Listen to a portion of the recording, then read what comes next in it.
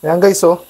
Sobrang ganda guys, grabe. So dumating na mga kaibigan yung aking in-order at eto nga pala yung induction aircraft. So tara, buksan natin. Eto siya guys, as you can see, meron na siyang remote control na kasama. At saktong-sakto to kung sakaling mahilig kayong magpalipad ng mga helicopter. This is the right time dahil easy to use lang siya guys. So tara, buksan na natin to guys. So upon unboxing guys, ang kagandahan dito is rechargeable siya. Kaya meron tayo ritong micro USB na gagamitin.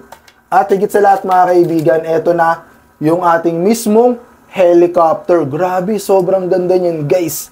So tara, testing natin kung lilipad siya guys. Alam ko may ino-on pa dito. Yan, naka-on na siya guys. Uy, uy, uy, uy, uy, uy. Yun oh. Lumilipad siya guys, sobrang sulit. Grabe, ang tindi na ito guys. Off muna natin. Grabe guys. Sobrang tindi. Wala pala akong battery dito kaya di ko siya makontrol. Ito siya mga kaibigan. Subukan natin siyang paliparin. Whoop! Grabe. Lumilipad siya guys. Totoo nga to guys. Legit oh.